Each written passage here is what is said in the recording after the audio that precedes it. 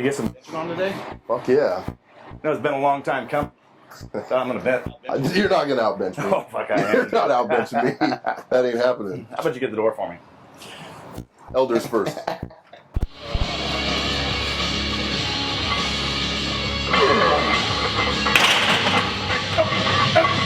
Hello. Adrian, easy.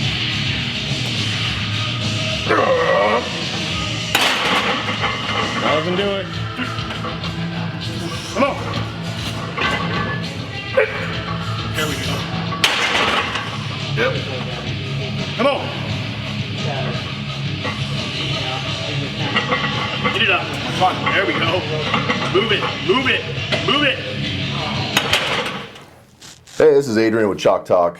Today, we've got a pretty special guest. I came to Elite Performance Center to train with Chris Duffin. An interesting story about Chris. So we've known each other for 15 years. Yeah, about right. Maybe Yep, 18 years, somewhere in there.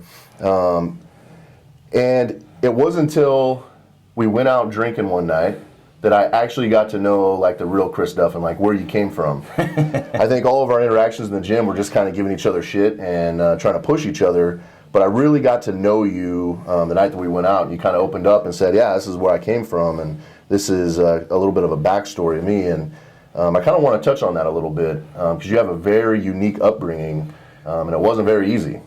It wasn't too hard. It was entertaining, I guess, would be the way to call it, at least by most people's standards. But yeah, I mean, that's it's something I've tried to get better at telling the story, because people find it useful, you know, the inspiring part of it, or you know, it's just, it resonates. The story resonates with people, so I've definitely gotten better. But yeah, a lot of time, you know, my close friends and stuff didn't know anything about, you know, my life, my experiences, and that. So, but yeah, I mean, it's by most peaceful standards. Essentially, I grew up homeless. At least by the time I graduated high school, like half my life had been in that state. And we're talking a lot of times it was living, you know, in a tent down, like down by the river, up in the mountains, you know, just various places. We did a lot of, you know, foraging, like, you know, I know all about what kind of mushrooms will kill you, what kind you can eat, how to debug different times, you know, eating porcupine, all sorts of just completely random stuff by most people's standards. But, you know, I don't know if it's hard so much as just different. Like, that's the way everybody lived not too long in our past, right? Mm-hmm. So it's definitely just different. And I think I was a little bit slower on, like, kind of socializing or integrating with, like, society today for that reason.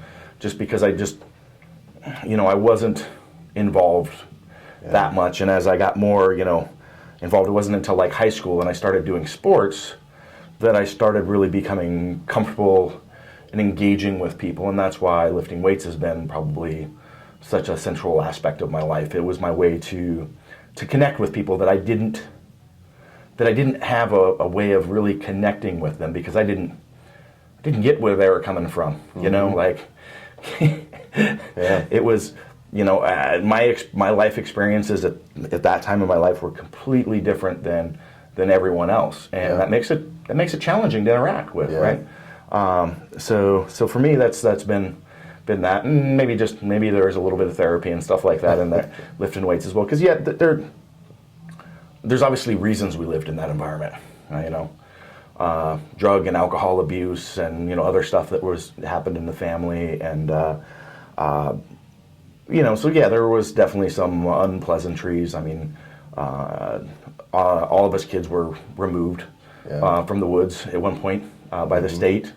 Parents ended up getting us back, and like when I left to go to college, the first like 2 years I was just like, okay, I'm on my own, I'm away from that, I did my own thing, and then didn't pay too much attention to what was going on back home, and then I did, and things had gotten really bad without my presence there. And so I ended up having to take custody of my 3 younger siblings. I ended up raising them while I was finishing my college, while I was working full-time, while I was pursuing my master's, and lifting some weights and stuff too. So, yeah, you just figure out how to make that stuff work. I mean, obviously it was a priority. Yeah. I mean, what are you going to do? I mean, at that age, I gotta imagine it was pretty difficult, only because you don't really know at that age how to be like a parent. You know, you're still figuring stuff out on how to be a man and, you know, the type of person you want to be. You know, priorities are a lot different. And then to be stuck as being a father or a father figure at that point, I mean, I can imagine how challenging that would be. Yeah, I mean, it certainly was. And I wasn't exactly the best role model in all aspects. I was in my early 20s. Yeah. Trying to have fun, you know, but I worked hard.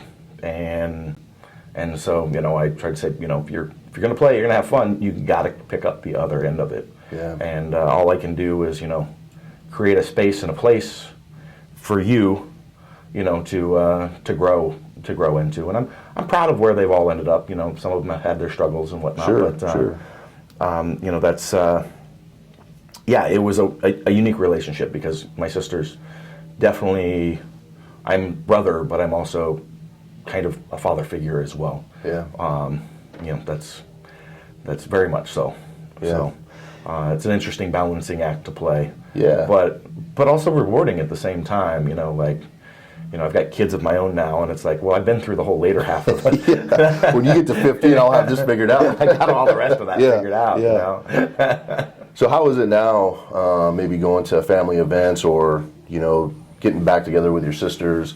You know, how rewarding is it to see kind of just where everybody's at and then where you're at? I mean, you're extremely successful in what you do. You know, does it still kind of feel like that father figure type role now? Or do you think now it's kind of, hey, I've made it, you guys are growing up? And a little bit so, but it's definitely still there.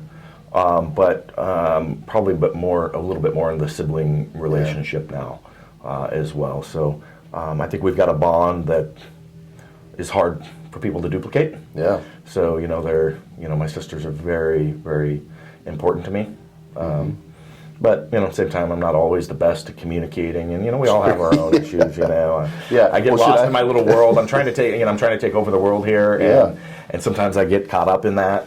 Well, I've known you, like I said, forever, and it wasn't until a few years ago that I got a chance to sit there and listen to that. And I mean, I was completely blown away because it's like I thought, hey, you grew up in Lake Oswego and, you know, went to high school and played sports and everything was great, and would have never have thought that was what your background was. It's not how you carried yourself, and you didn't wear it on your sleeve like, you know, how challenging it could be sometimes to just, you know, say, poor me. Yeah, a lot of people use things as excuses in life. And, you know, I don't know, always, even growing up, I had this vision of, I knew where I was going to be. I knew what you know, and these were all just stepping stones. Nothing was in my way. Yeah. Now, you know, admittedly, you know, other people like to use my story to say, well, anybody can take themselves from here to there. At the same time, I probably have above average intelligence and above average, you know, like strength capabilities and all that other stuff. It's a lot of people, you know, there's a mixture of that, but also never would have happened without, like, the vision, believing in myself, and putting in the work every day. Because there was no fallback plan for me. There was nothing. Right. There was had nothing. to work. There was no, you know, school's not working out. You get to go back home, or you lost this job. Can I stay with the parents for, you know, a couple weeks or a month? Yeah. No, there's nothing. There's nothing. There's nothing, and there's people relying on me. Yeah. You know, and that, you know, that puts you, I think, earlier in my life, or, you know, in my adult life, probably made me much less of a risk taker than I would have liked to be, because I've always known what I'm capable of or what I want to accomplish, and just going out there on a limb, like what I'm doing right now. Yeah. Yeah. You know, it's taken me a lot to go, you know what? I've got this really successful career. Career that you're just giving up. And I'm just going to walk away from it. Yeah. And I've always known I could do it, but I never did. Right. I was afraid of that, you know, because it's like, I'm so in that mentality, there is no fallback plan. Right. There is nothing. And again, you're responsible for providing for your family. Yeah. You have a family. Yes. And yeah, I'm sure it's stressful. Yeah, no, it's definitely a level of, like, yeah, you got to be confident, you got to know how to make it work, because I can't, everybody says follow your dreams, right? Yeah. Follow your dreams, go after your passion, you know, which I do believe, but at the same time, we all have responsibilities, right? Yeah. And is it fair for me to ask my family to compromise? Because I want to, you know, I want to do a different job. Yep. I mean, really. I mean, that's it. But a lot of people like will say that, and I said, no, you got to figure out a way. I mean, for years I thought about going back to school to be a surgeon or doctor of some sort, in that nature, kind of related to what I'm doing now, honestly, in some senses. But I did the numbers. And it was like, well, if you want to do it, go do it. I'm like, yeah, but It's not that simple. It's not that simple. Do the math. Like, I've got a really successful career. Take away the salary. Okay, now add this much school. I mean, I've already got essentially 2 bachelor's degrees and a master's degree, and I can't tell you how many, like, endless courses on leadership and management and stuff like that. I spent a lot of time in school. Yeah. And to take now and go, oh, I'm not going to work for another, 6-8 years, do externships, do all this, and like, actually sit down and write out the numbers.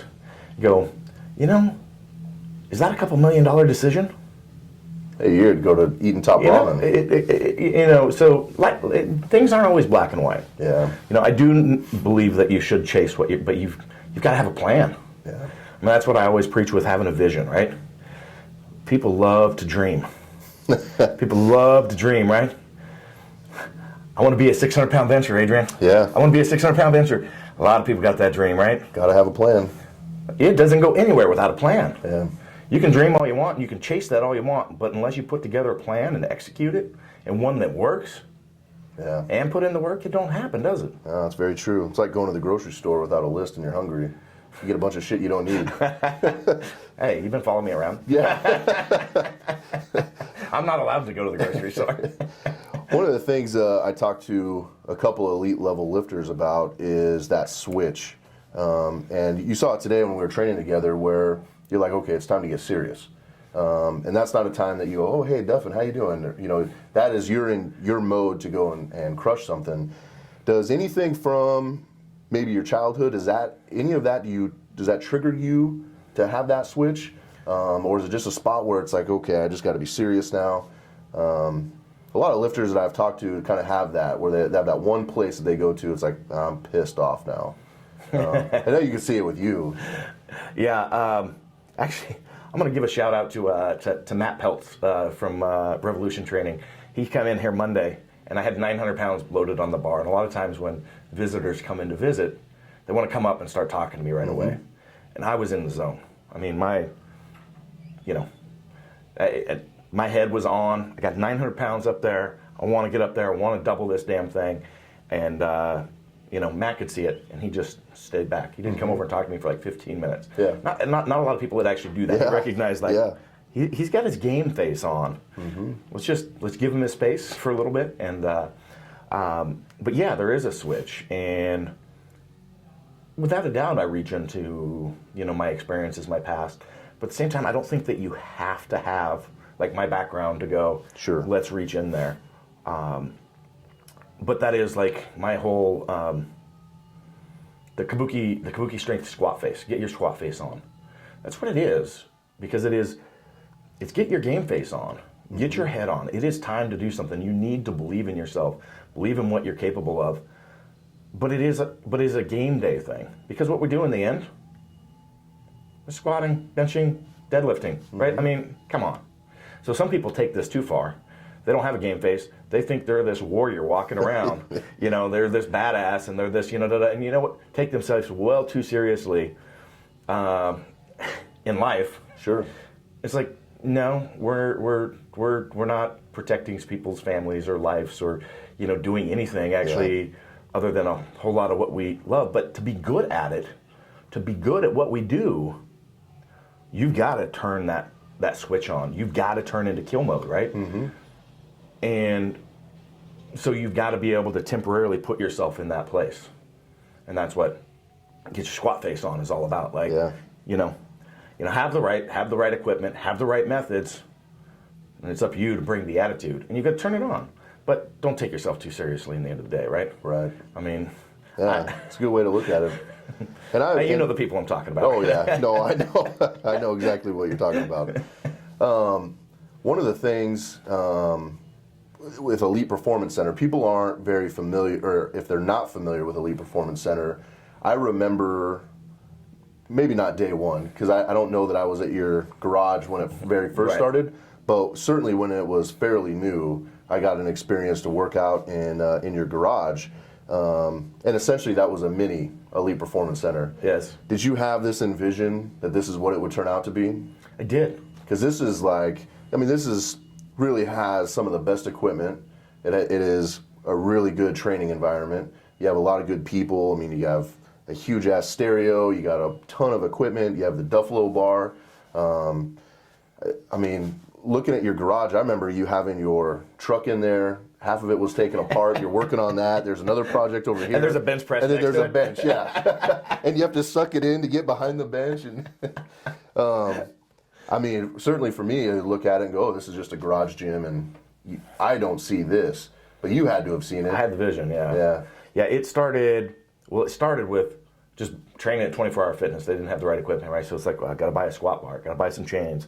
You're lugging all that stuff in your backpack. Then our mutual friend Ryan Brennan and I, we got together and we went over to his dad's shop because I didn't have my metal shop then.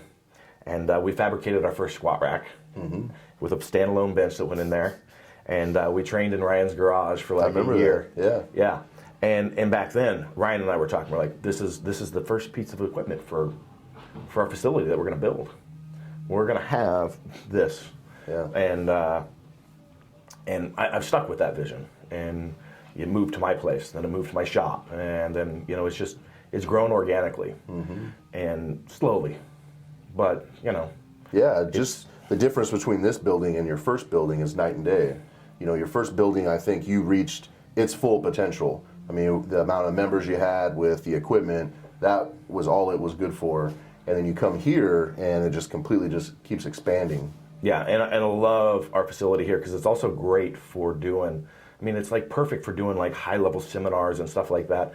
Like the summer we had Stu McGill here, we had 150 doctors in here.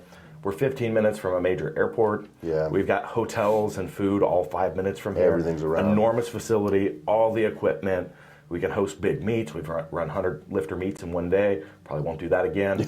So probably be a couple day events for those. But we pulled it off. And right. So it's fabulous to have like the equipment, the space to be able to do that, and then also take it to the next level. How do we make what we're doing here a center of excellence, not just for strength training, but rehab, clinical work, like how do we create this culture in this community and help foster that in this area? Because I want to be the best. Sure. And the only way I'm going to get there is if I teach you how to bench. Exactly. Hurry up and do that. Yeah. But get the right people around. I mean, exactly what you just Yeah. said. Get the right people around me, and it comes more than just power lifters to do that. Yeah, and that's what I want. And I want elite performance, and I want Portland to be a center of strength training, movement excellence. Mm-hmm. So I've heard a lot about this Duffalo bar. Today was the first day I got to try it, and even after the talks we had, right? We just went out to lunch a few days ago or last week, and you're telling me, man, it feels great, and I'm still skeptical, right? I'm like, there's no way. This is going to feel like shit. I know, you told me that today. You're like, it looks like it's going to hurt, man. Oh, God. And the first couple reps was kind of my feeling out stage. I went super light, like 315 or I guess 325 or whatever it is, and it felt a little off, and then it kind of like I hit that groove where then it was like the reps started just to kind of go up on their own. It wasn't like I was forcing the bar down. Up until I felt that, I wouldn't have believed it was going to feel like that. I mean, I felt like I was going to be straining at the bottom and uncomfortable, and it was nowhere like that. One of the other interesting things we talked with Trevor about today was his elbows, having his elbows tuck in a little bit on the descent and flared out towards the end. What's interesting is if you see him bench with the Duffalo bar, that's exactly what he does. Exactly, and that's why I want him benching more with it, because what we want to do is encode that in, because with most people you put them on the Duffalo bar and all of a sudden their bench technique is perfect. They got the right scap and lat engagement, the positioning, everything cues in. It's beautiful. So if you continue to repeat that pattern over and over and over again, as you go to a straight bar, it should correlate, and then also be easier. Because now, we got to reduce range of motion and deal with that. So yeah, I think there's some people out there that think that I'm like making it up. Yeah, no, I'm like, no, this is real. And I shot a video with Jesse Burdick where I went into the details and actually no, there is reasons that's happening. So, yeah. And I tried a couple of different grips. So I think I did 4 total sets, and I tried to put my hands in different placements on all 4 of them, and all of them felt great. It wasn't a difference of going too wide or too narrow that made anything hurt or feel like anything was getting impinged. Everything was very fluid and nothing what I expected. I was completely expecting to bring 315 down and, oh, shoulder's done, I'm out. And it was nothing like that. It felt really good. Yeah, I'd say once you get that shoulder in the right position, you've got the right muscles engaged, I mean, boom, those things happen. Yeah. And so it's pretty incredible training tool. I've actually just renamed it this week because I was calling it the Duffalo Performance Squat Bar. And really it's performance squat and bench bar. I mean, really, yeah. To me, it's the ultimate training bar for those. Yeah. For both movements. And really, I think not even limiting it at just a bench and squat bar, because I think down the road, you know, the way that your mind thinks during your training, I don't think that you're limiting it just to bench and squat. I think you'll come up with some crazy shit to do with it. So put the, et cetera on there. Right. Just leave it as the ultimate training bar. Yeah, that way exactly. We can figure out where it goes in the future. One of the things I want to touch on is your all-time record. And so you have all of these goals coming up, and I don't want you to spill the beans on everything that you have going on, but we were just talking about this 900-pound squat and kind of where your future is.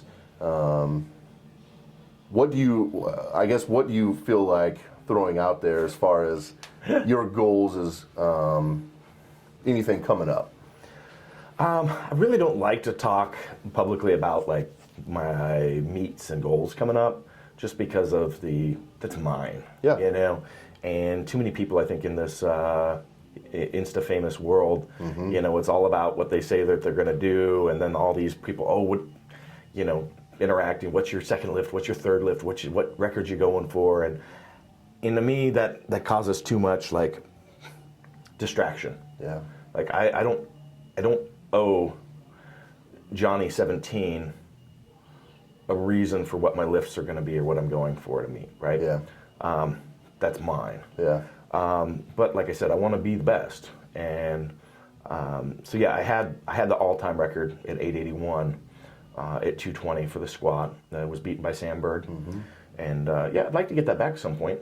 I'm not competing this year. I took this year off with the changes in my business, leaving my job and getting Kabuki Strength started. And I do plan on competing in 2016. Good. And I do plan on chasing some numbers. I'd like to have one of the best totals by formula for raw lifting with reps, with no walkout on the squat. So, I don't like walkout. Yeah, no, that's cardio. Well, awesome, man. I really appreciate your time. Thanks for having us come out and train here. As always, I love coming out here and working out with you, all the shit talking and everything else that goes on, so I appreciate it. Thank you. It's been a pleasure. We need to do it again. Yeah, of course. All right. All right. If you'd like to support the production of further content and maximize your athletic performance, check out kabukistrength.net. Our goal is to provide you with the tools and the methods to maximize your performance. There's constantly adding new products to our site, so please check it out. All that's left is for you to bring the attitude.